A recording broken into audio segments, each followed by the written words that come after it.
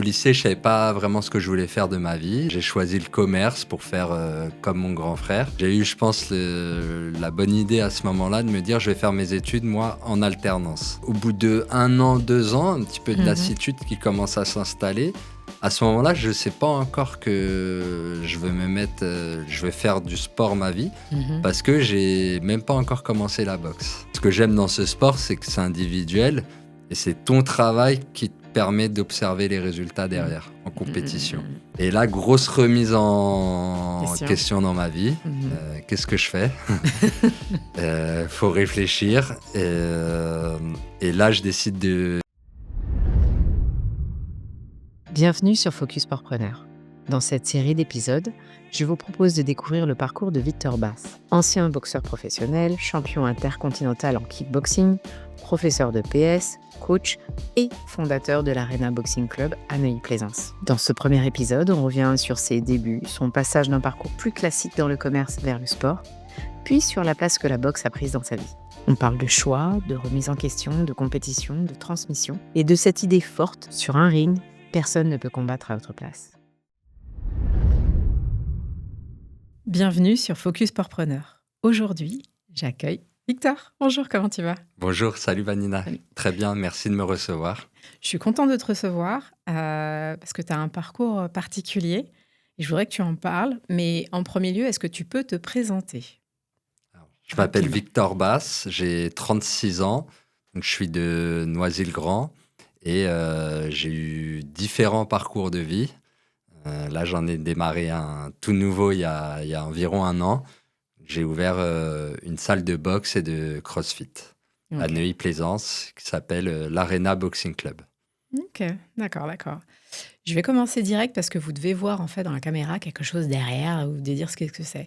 Est-ce que tu peux me parler rapidement, comme ça on va rentrer dans les détails plus tard. Est-ce que tu peux me dire ce que c'est derrière toi là? Donc ça, c'est une ceinture de champion intercontinental en K1. Donc c'est un sport de combat qui utilise les poings, les jambes. Et c'est le titre le plus important que j'ai remporté en 2024. Ouais, et il me semble que c'est pas le seul. C'est pas le seul. Ouais. Ça a son petit poids quand même. Donc je sais pas si vous avez l'occasion de porter en fait des ceintures comme ça, mais bon, bravo déjà pour ça. Merci beaucoup. On va commencer déjà dès le début, ton parcours. J'ai cru comprendre, puisqu'on a quand même préparé l'échange, j'ai cru comprendre que tu es passé d'abord par une alternance dans le commerce et tu étais plus dans les travails de bureau. C'est ça. Est-ce que tu peux, à ce moment-là, à quoi ta vie ressemblait? Alors, au lycée, je savais pas vraiment ce que je voulais faire de ma vie. Donc, j'ai choisi le commerce pour faire comme mon grand frère. Sauf que j'ai eu, je pense, la bonne idée à ce moment-là de me dire je vais faire mes études, moi, en alternance. Comme ça, je vais pouvoir travailler en même temps. Et au lieu de perdre du temps, entre guillemets, dans des études un peu longues, sans avoir le concret, je vais travailler. Comme ça, je vais voir si ça me plaît ou pas. Tu as voulu tester, en fait, C'est pour ça. voir ce que ça donnait. Je voulais expérimenter. Puis en même temps, t'es jeune, ça te permet de gagner ta vie, faire des voyages, découvrir le monde, profiter aussi en même temps. Donc à ce moment-là, je travaille chez Orange. Donc, je prends le RER tous les matins, le soir. En chemise. Voilà, en chemise. Rien à voir avec la vie sportive. Ouais. Et tu as identifié un décalage entre ce que tu faisais et ce que tu voulais être? C'est ça.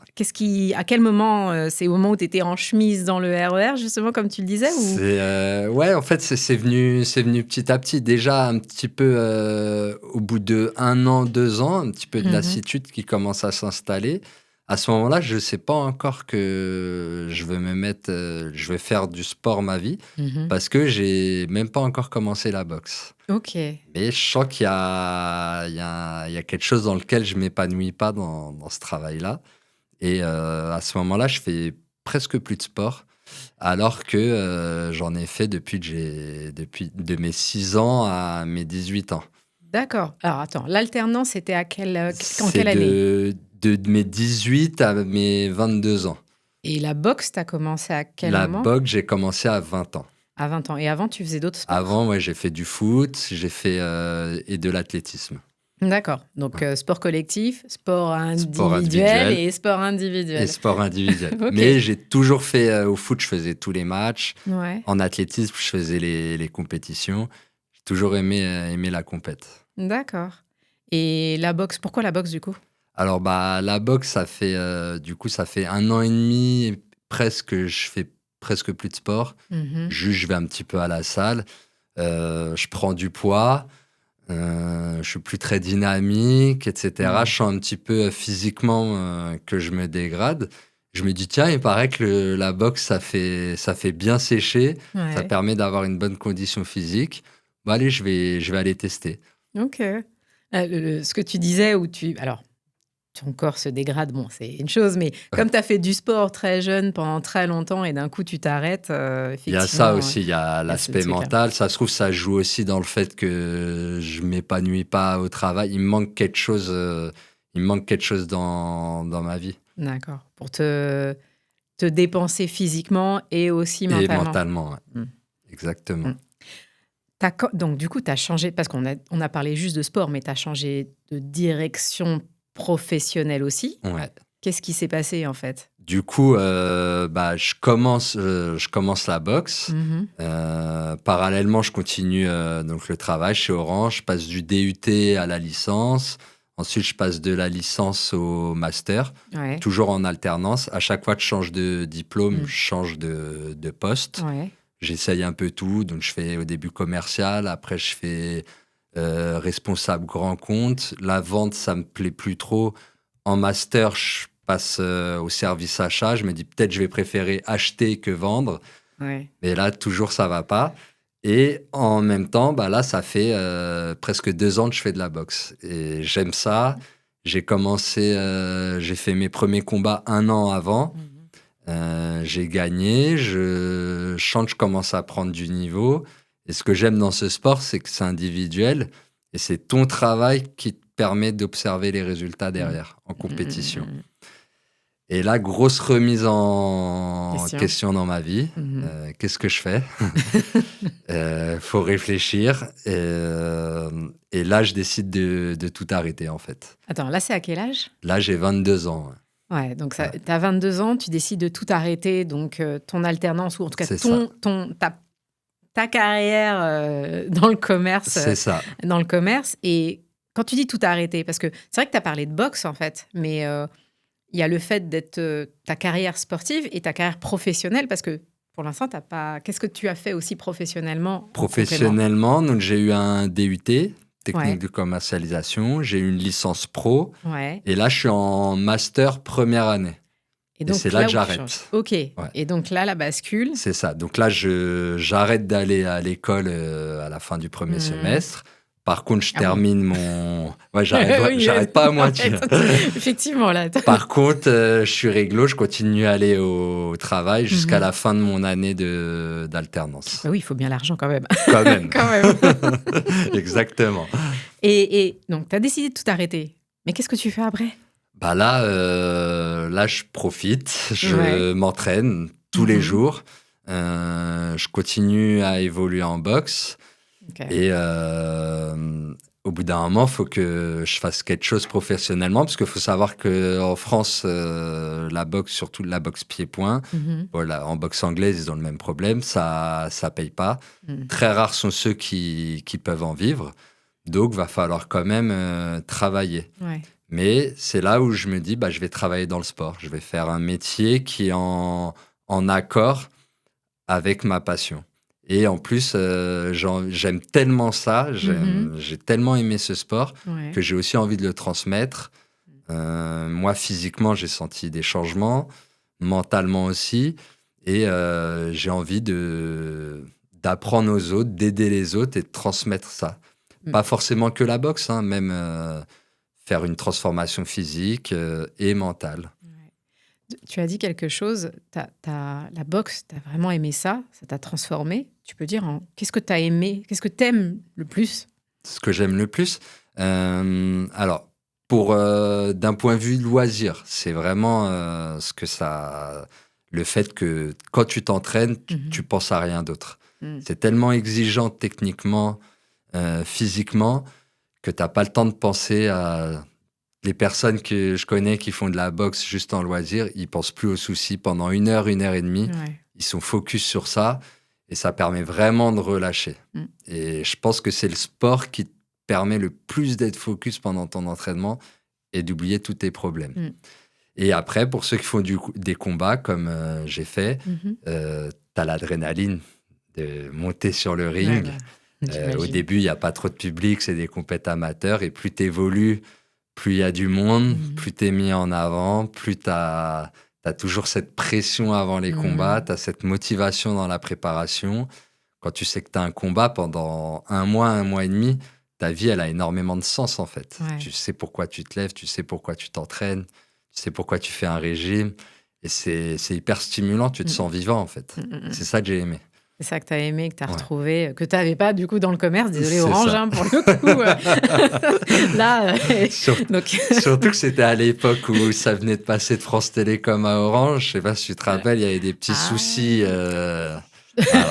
Oui. Donc il y avait une ambiance au travail qui était... Moi j'étais jeune, mais j'avais des collègues qui étaient plutôt 50-60 ans. Eux, ils n'avaient pas de la good vibes au travail. Ouais, ça aide pas. C'est ça. Ça aide pas en fait. Avoir les bonnes conditions pour travailler et être performant aussi. Exactement. Ok. Et du coup, tu es devenu, parce que tu l'as pas dit, donc tu es devenu professeur de PS. Ça.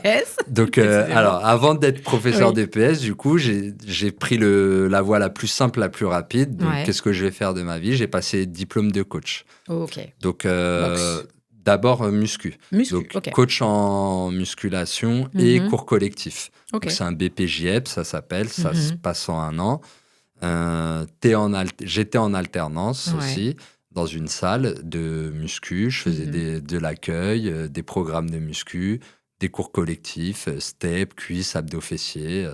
Puis j'aime ça. Je rencontre des gens, je conseille des gens. Ça me fait plaisir. J'adore. J'avais oublié en fait qu'on pouvait le faire en alternance en fait ce diplôme et du coup ça. Mais t'as toujours voulu garder en fait en alternance ?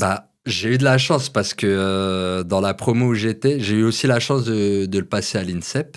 Donc, j'étais dans une promo spéciale en fait pour les sportifs.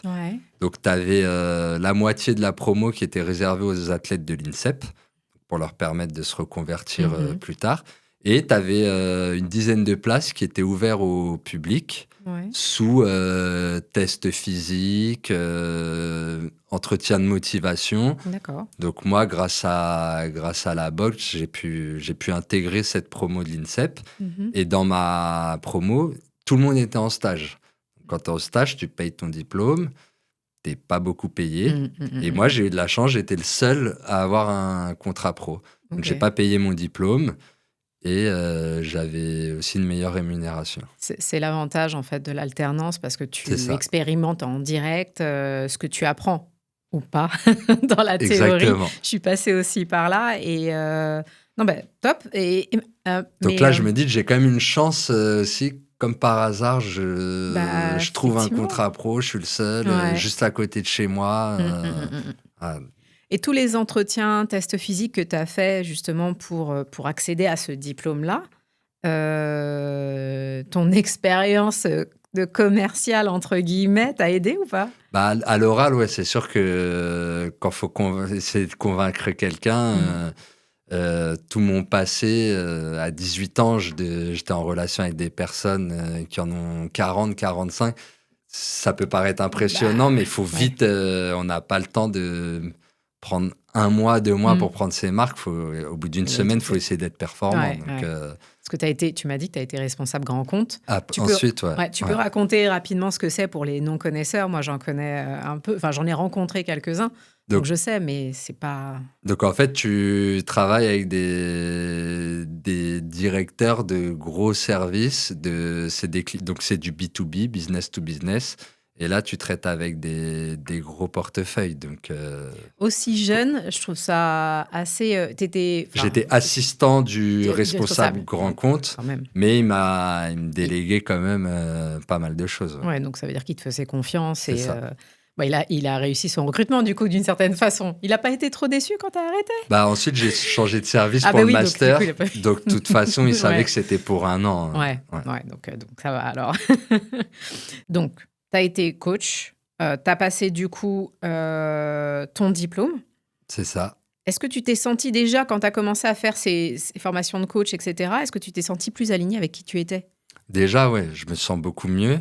Je suis très heureux, je me sens épanoui, Mhm. mais je sens qu'il me manque encore, il me manque un petit truc encore.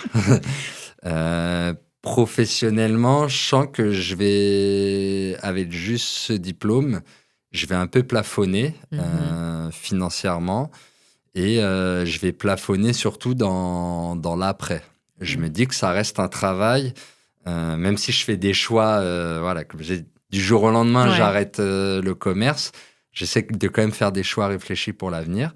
Et là, quand je me projette à long terme, je me dis que dans 15-20 ans, je vais être usé à faire que ça. Donc, il faut que je réfléchisse à quelque chose d'un peu plus durable. Mhm. Et c'est même pas à la fin de ma formation de coach, c'est pendant D'accord. la formation de coach. Tu aimes les challenges, là, c'est ce C'est que je ça. vois. Tu aimes les challenges. Mais Donc, tu vas jusqu'au bout, visiblement. après, je vais au bout des Voilà. projets. Ouais.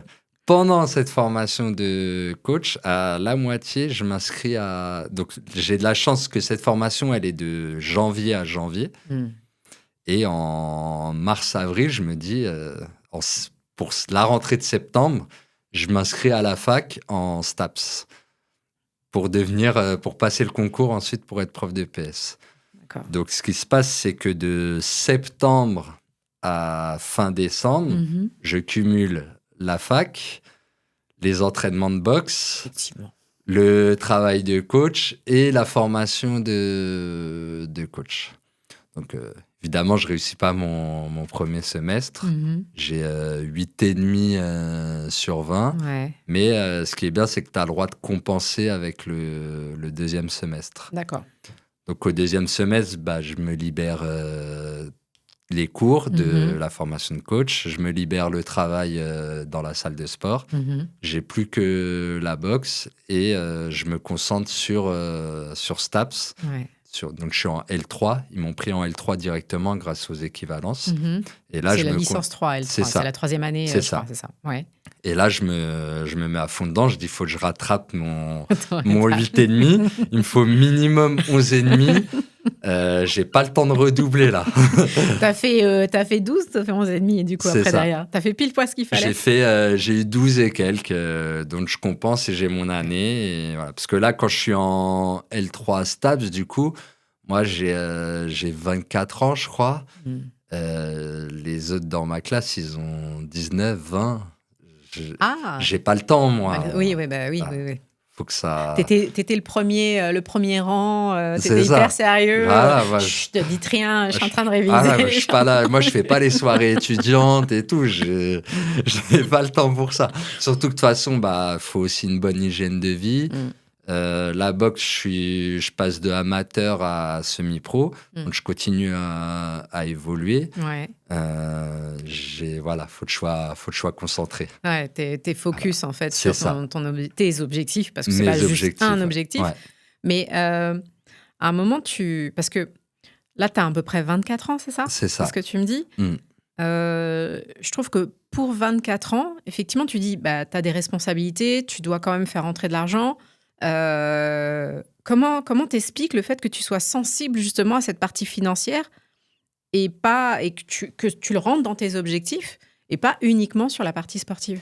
Parce que moi, je suis parti vers 18 ans de chez mes parents et j'ai pas envie de revenir. J'ai envie de rester indépendant. Je comprends la Voilà. motivation. C'est Donc, pas contre vous les parents, je pense. c'est Mais ça. c'est- Voilà, j'aime ma liberté, C'est ça. voilà. Donc j'ai envie de rester indépendant Mm. financièrement. Donc il n'y a pas le choix. Ouais, ça c'est une bonne motivation. C'est ça. Ça, j'en doute pas. Donc, pour ton parcours de boxe, on Ouais. va aller un peu plus loin. Comment Donc, tu as commencé dans un club. Comment Ouais. ça a commencé Alors, j'ai réellement? commencé juste à côté de chez moi, à Villers-sur-Marne, Mhm. donc à la Conatim. Mhm. Et ensuite, j'ai fait d'autres clubs. Donc, cette première année-là, j'ai pas fait de combat. Ouais. Juste, j'ai appris, j'ai perdu une dizaine de kilos, je me suis remis vraiment en forme, Mm. etc. Mm, mm, mm. Et ensuite, c'est un club qui est très bien, donc, si tu veux faire du loisir, Ouais, mais aussi si tu veux combattre, mais avec déjà un certain niveau. d'accord. Après, il y en a qui changent jamais, qui quittent jamais ce club. Mhm. Ils font tout leur parcours ici. Mais moi, je sens que voilà, j'ai envie d'un accompagnement un peu plus personnalisé pour Ouais. mes premiers combats. Donc, je vais dans un autre club. Là, je fais mes premiers combats, je gagne. J'adore cette sensation, Mhm. l'adrénaline Que tu as voilà, découvert du coup? que j'ai Ouais, découvert. ok. Voilà. Mais attends, à quel moment tu te dis, parce qu'au début c'était plus pour, on va dire, l'hygiène de vie, C'est ça. à quel moment tu t'es dit, je veux faire des combats? C'est pas une obligation C'est pas normalement, une on est d'accord? obligation, hein. Surtout que quand je vais à mon premier entraînement de boxe, je me dis jamais je ferai de combat, moi. C'est pas Quand pour même, moi. d'accord. Mais à quel C'est ça. moment ça a switché? Bah, l'envie de se tester. Et puis, j'ai Mm. toujours aimé la compétition. Donc, j'aime ce sport de plus en plus. Ouais. Bah, faut que j'aille encore au bout du projet. Donc, je veux essayer un premier combat pour voir.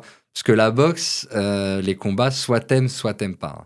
Il y Mm. a plein de personnes qui font 2 combats et ils arrêtent. Parce que t'es soit fait pour ça, soit t'es pas fait pour ça. Et Donc ça, quand tu peux le savoir en que faisant sur un le combat, ring. ouais. Ouais. Mais quand tu dis est-ce que tu es fait ou pas pour ça, moi j'entends aussi est-ce que tu es prêt? Il y en a pour eux, c'est peut-être plus facile de donner des coups que d'en prendre. Moi, je l'entends aussi comme ça. Mhm. Toi, tu t'avais pas t'as eu cette appréhension au démarrage? J'ai pas eu l'appréhension de recevoir les coups, parce que quand tu t'entraînes aussi pour des combats, voilà, tu te mets dans des situations où tu fais du sparring. Donc, le Mm. sparring, c'est du combat, mais d'entraînement, Ouais. où bon, on n'a pas le droit de se mettre KO, mais on se met en difficulté aussi. Ouais. Donc là, Ok. déjà, ça te permet, c'est un premier test pour savoir si t'aimes ça ou pas. Ouais. Et puis c'est sécurisant en disant bon voilà, on sait qu'on va pas être avec de gros bleus, enfin normalement. Exactement. Exactement. Mais ok. Et donc t'as changé de club, C'est c'est ça. ça? Et la suite, comment ça s'est Donc déroulé? là, j'ai fait 2 clubs différents. En fait, à chaque fois que je montais un petit peu en niveau, j'avais envie de changer de club pour être dans une structure qui était alignée avec Mm. mon nouveau niveau et mes nouveaux objectifs. Mm, mm, mm. Faut savoir que la première fois que j'ai fait des combats, je me disais que j'allais rester comme ça, combat amateur, débutant Ouais. amateur, etc. Et puis petit à petit, je remontais un peu le curseur dans Mm. mes objectifs. Mon objectif, c'était de devenir semi-pro, ça s'appelle. Mhm. Donc, t'es un petit peu payé pour les combats, mais t'as déjà presque plus de protection. T'es déjà dans un niveau qui est sympa, où tu vas Ouais. prendre beaucoup de plaisir. Et ensuite, bah, je suis retourné dans mon premier club, donc à Mhm. Villiers-sur-Marne, à la Conatim. Ouais. Pour là, ça y est, j'étais pour devenir pro, entre guillemets. Parce que pareil, on fait pas que ça, on travaille tous à côté. Mhm. Mais voilà, on est dans l'élite, en fait. On est Ok. dans le meilleur niveau. C'est comme s'il y avait des divisions au foot. Mhm. On est en première division, en fait. D'accord. Et donc ton premier combat, comment ça s'est passé? Premier combat en pro ou en amateur? En pro. En pro? Parce que alors, quel est le plus marquant? L'amateur ou le pro? Tous. Tous? Ouais, tous. L'amateur, parce que découvert de la Oui, voilà. sensation, Ouais. c'est ça. Le Et baptême. premier combat pro, donc je perds. Mhm. Le deuxième, je perds aussi. Ok. Sauf que je détecte en fait que c'est un problème mental. Ok. Faut savoir, il y a une question de quand tu montes sur le ring, moi j'avais ce problème de question de la légitimité. Ok. Donc voilà, j'ai pas honte de le dire. Donc, Mhm. ça te bloque en fait, ça inhibe un peu tes sensations, ta vision, ton relâchement. Et en boxe, si je sais pas si t'es à ta Ouais. place ici, c'est impossible de performer. Comment du coup, tu l'as travaillé en fait Ouais. entre-temps. Comment tu l'as identifié? Alors je l'ai identifié sur les sensations en fait. Mhm. Je comprends pas là. En fait, quand je boxais avant, je me sentais bien, libéré. Dès que je boxais, je me dis, bon, lui, je pense que sur le papier, je suis meilleur que lui, donc je suis confiant, je me sens bien. Et dès que je passe en pro, je me sens lourd sur le ring, Mmh. je suis essoufflé rapidement, alors que je suis connu pour avoir un très bon cardio dans la boxe. Je me dis, Mmh. il y a un problème. Ouais. Et en fait, je parle avec un préparateur mental Mmh. qui, lui, me fait ce déclic-là, en fait. OK. Donc, on fait ce travail. Il me dit, bah, même si tu as commencé la boxe à 20 ans, si aujourd'hui, là, t'es pro, c'est que t'es légitime. Ouais. Donc maintenant, par contre, il va falloir faire ses preuves. Ouais. Soit on arrête, Ouais. soit t'arrêtes et t'es pas fait pour ça, soit tu te bats pour montrer que t'es à ta place. Mmh. Et là, derrière, troisième combat, je gagne, quatrième combat, je gagne, cinquième, je gagne. Et là, j'ai le déclic, quoi. Quand tu as perdu ton premier combat, tu étais dans quel état d'esprit? Ah, j'étais déçu, Ouais. remise en question. Mmh. Donc, c'était encore pire. En fait, j'ai fait Pense pas. le pire travail mental pour aborder le deuxième. Ah bah oui, c'est ce que j'allais te dire, en fait. J'ai perdu. Et ça se trouve, j'ai pas le niveau, en fait. Ça se trouve, je suis pas à ma place. Donc, en fait, le deuxième, je crois, les sensations, c'était encore pire. Bah oui, tu m'étonnes. C'est ça. Et du coup, parce que les 2 premiers amateurs, c'est ça? Et après le troisième, c'est pro? Non, Non, il y ça, en a c'est mes deux encore. premiers combats pro. OK, Ouais. d'accord, oui. Ouais. Sur la partie amateur, si on peut revenir rapidement Je dessus, t'en prie. j'ai fait en tout 28 combats en amateur. Mmh. J'ai dû en gagner un peu plus que 20. J'ai gagné titre de champion de France en boxe thaï en amateur, donc classe D, c'était à Mmh. l'époque. Ensuite, j'ai gagné un titre de champion de France en classe B, en kickboxing. J'ai été aussi, l'année où j'ai repris les études pour être Ouais. professeur de PS, j'ai fait le championnat de France universitaire en boxe anglaise, OK. que j'ai gagné. Donc là, il Mmh. fallait faire 9 combats pour gagner, j'ai gagné les 9. OK. Et voilà, ça m'a fait 3 titres en amateur. On a un champion, hein, il y a c'est pas pour rien qu'il y a la ceinture qui est ici. Donc non, bah top, bravo. Mais donc attends, parce qu'on a parlé des 2 premiers. Le premier, bon, tu l'as perdu, il y avait C'est toute ça. une remise en question. C'est ça. Passer du premier au deuxième, déjà, ça veut dire que t'as voulu faire le deuxième? Ouais. Ou t'as voulu, mais avec Non, réticence? j'ai voulu, mais pour me prouver encore, Est-ce que j'aime c'est- les défis. Voilà. Ah, voilà, C'est c'est aussi ça. pour ça que je fais de la C'est ça. boxe. J'ai pas fait un combat en pro et je dirais un jour Ouais. en buvant un café, ah, moi j'étais boxeur pro. Alors j'en Ouais. ai fait qu'un. Non, Ouais. je veux vraiment aller au bout du truc. Mm. Même si à la base, quand j'ai commencé la boxe, jamais je me dis que quand j'ai commencé les combats, Mhm. jamais je me dis que je vais boxer en pro. Mais petit à petit, je remonte mes objectifs et mes curseurs. Et là, je me dis, bah, ça y est, je suis en pro. Ouais. J'ai envie de gagner au moins un titre en pro. J'ai envie de continuer à écrire mon histoire, continuer à évoluer. D'autres, je veux pas abandonner. Mais en même temps, il y a le questionnement.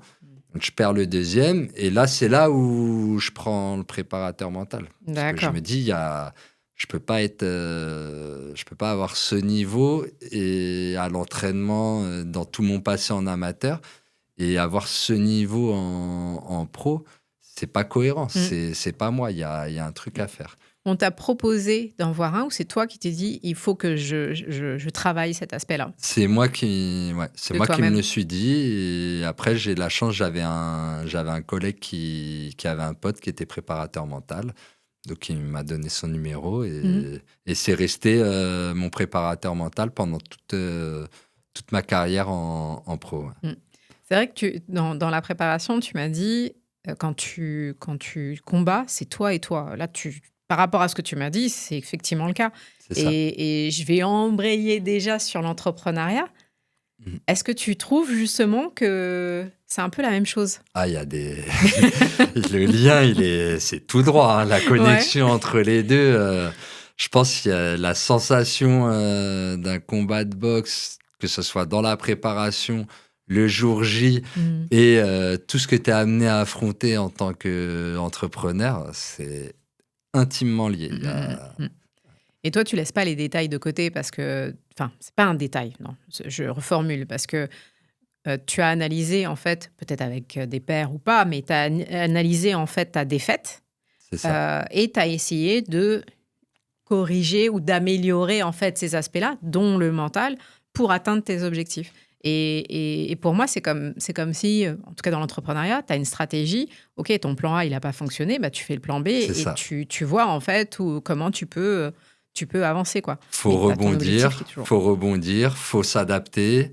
Et pour ça, faut identifier les problèmes, en fait. Mm, mm, mm. Donc, et puis derrière, bah, faut travailler sur ces points faibles Mm, pour les transformer en force. mm, mm, mm. Il semblerait que tu l'aies fait. Il semblerait que tu l'aies fait. Dans ce premier épisode, on a découvert le parcours de Victor. Ses débuts dans le commerce, son déclic vers le sport, son évolution dans la boxe, ses 58 combats, mais aussi la manière dont il a appris à gérer la pression, les doutes et la préparation mentale. Dans le prochain épisode, on entre dans la création de l'Arena Boxing Club, le déclic entrepreneurial, les choix, les risques, les travaux, les imprévus et tout ce qu'il faut gérer quand on passe d'un projet à une vraie salle ouverte au public.